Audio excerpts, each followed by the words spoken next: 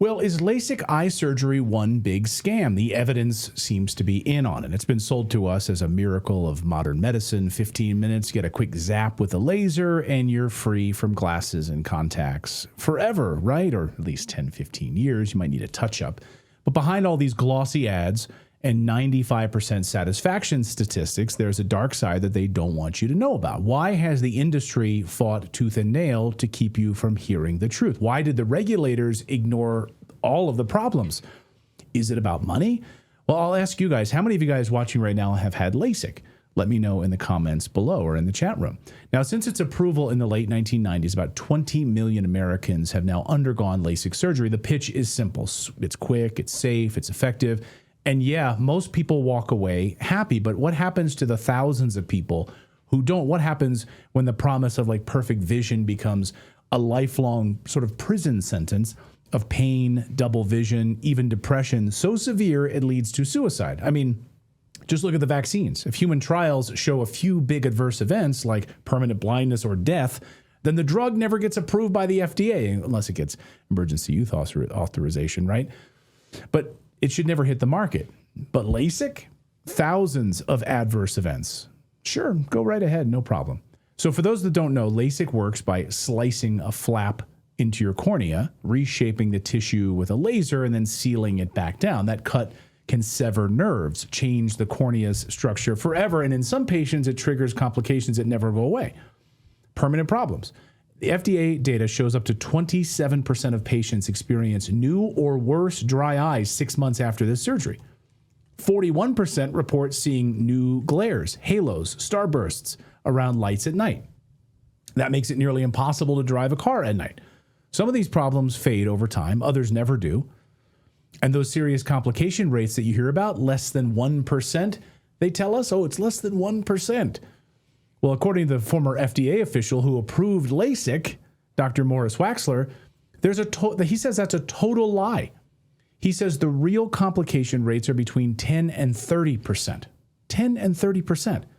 Meet Ryan Kingersky, a 26-year-old police officer. In August of 2024, he went in for LASIK surgery.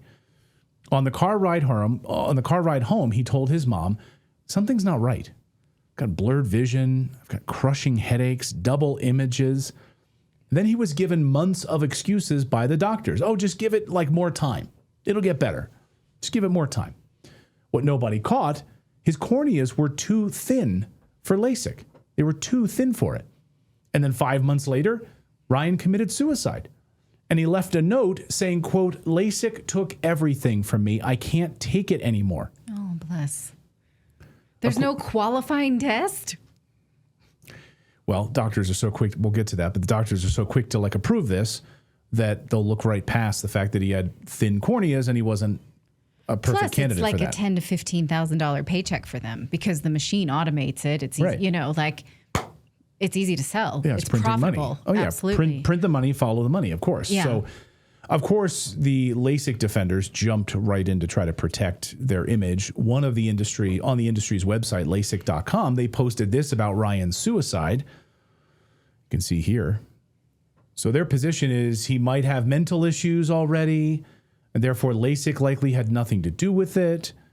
He might have had some sort of, we need access to Ryan's full medical records, his psychological history, or post-operative care details. We just don't know what kind of emotionally, disoriented person he was. So we can't possibly know, even though it was in his freaking suicide note. One of those people who just like to see. Yeah. But what was his psychological record? One of those crazy people. I mean, he wrote it in his freaking suicide note. 5 senses. Microplastics are everywhere. Scientists estimates that we now consume a credit card's worth of plastic every week. They've even found it in newborn babies' diapers, which means that it gets into your baby while you're carrying the baby. Nobody is safe for exposure. They don't just sit in your body, though. They cross the gut lining and leach into your blood. They disrupt everything. They act as endocrine disruptors, which means they disrupt your normal hormonal balance. Even if you eat clean or avoid packaged food, you're still exposed. No one can opt out, but your gut can help you fight back. That's where Kimchi comes in, because Kimchi 1 from Brightcore Nutrition is a potent ally in this toxic world, packed with over 900 probiotic strains used to make kimchi, proven to break down BPA, helping you detox from the inside out. It doesn't just support digestion, it protects your cells, your brain, your hormones, and your future. Your body was not designed to handle plastic, but your gut is supposed to protect you from toxins. So help optimize it with Kimchi 1. Right now, you can get 25% off with our code REDACTED at the link right there, mybrightcore.com/redacted. Plus, you can get 50% off and free shipping, or you can call them at 888-404-6312. So once again, go to mybrightcore.com/redacted. Once again, that's mybrightcore.com/redacted. So they go on that on the site. The very same data that I just showed you, they say they talk about this. You said, more than 20 million LASIK procedures have been performed in the United States, and the procedure remains among the most studied and refined in modern medicine. According to research compiled by the American Refractive Council, LASIK's complication rate is less than 1%. Now, we just told you about that 1% number and how phony it actually is. Meet Jessica Starr. She was a TV meteorologist in Detroit. After her LASIK, she lost her night vision, developed intense dryness in her eyes, starbursts around every light. She made video diaries saying, "I'm really mad at myself for doing this. I was fine just wearing contacts." 2 months later, she was gone. Suicide, once again. She didn't leave a note, but she left these video diaries blaming her eye surgery. Watch. I'm still using drops. These things, these tears, artificial tears, probably about every 5 minutes. These are video diaries from Jess Starr, a popular Detroit meteorologist, wife, and mother of 2 young children, just a few weeks after undergoing corrective laser eye surgery in October of last year. I want to just get back to my normal life, and right now I'm not living my normal life. So after her LASIK, she lived with burning eyes so severe that she could only lie in the dark room. She had to constantly put drops in her eyes. In her suicide note to her family, she wrote, "Botched LASIK destroyed my life." Oh, bless. These aren't isolated cases. Patient advocates say dozens of suicides have been linked to LASIK complications, and thousands more live in silent pain of not knowing what to do. So why don't you hear about this? Money, period. It's all about the money. LASIK is a multi-billion-dollar-a-year industry.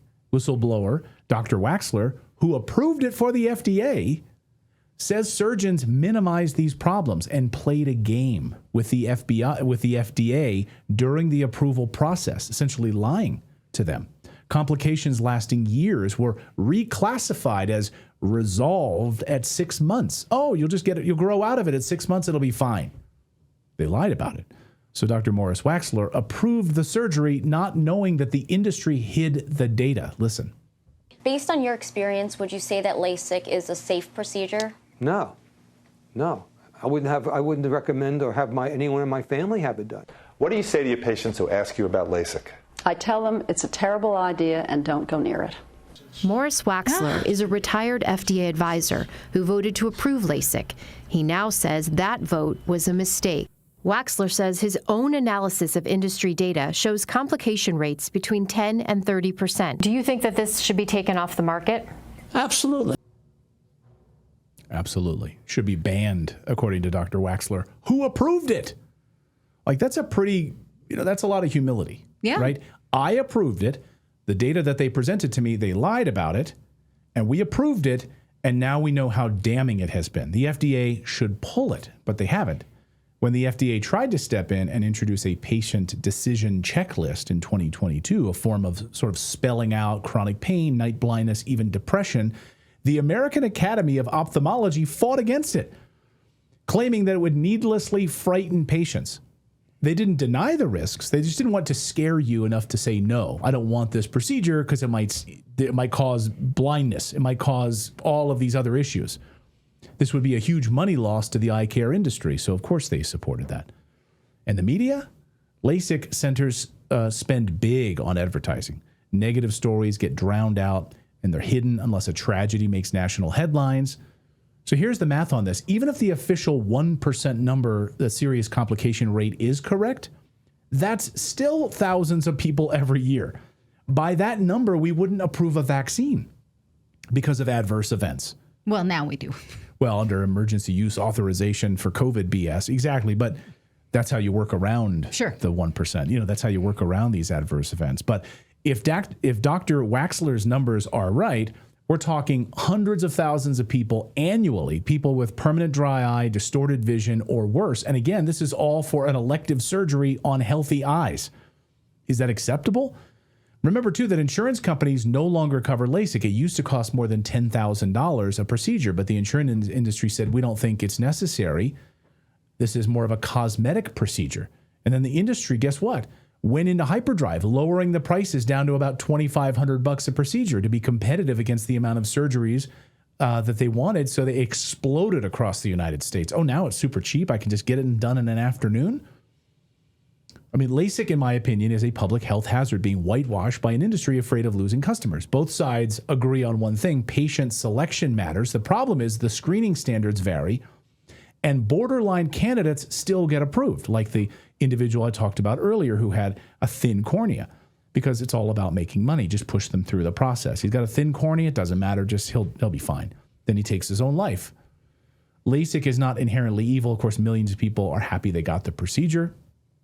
But the happy stories shouldn't erase these horror stories of hundreds of thousands of patients with problems. Who didn't have informed consent. Who didn't know that there were these problems because the Ophthalmology Academy decided to step in and say, you don't get access to this information. Yeah. Because we don't want to scare you about it. You weren't given the risk benefits. So I'll ask you guys, LASIK, is it one big scam, or is it just an industry too willing to kind of look the other way? I mean, let me know down below, like if you've had LASIK, good or bad, share your story in the comments below. I'd love to hear about it. And by the way, share this story with someone who might be considering picking up and getting LASIK in the future, someone who's considering it. I'm not. I like my reading glasses. And I will say this, I had LASIK. I had it about 10 years ago, and they said, it should last about 10 years. You might need to get a touch-up after a certain point. And I thought, oh, this is great. I was having a real hard time, like, looking at close up, and, it was just a pain. So I thought it was great for like 10 years. Mm-hmm. But you're not doing it again. But I'm not doing it again. Your wife says no after that segment. But no one told me the risks associated with this. Yeah. And I did it back then, and my gosh, like, it's terrifying now. And I wear contacts now, and, and I do have some dry eye issues, but I don't think it's related. I don't know. Who knows if it's related or not, but I personally wouldn't do it again. So I'd just be curious, like, what all of you think about it.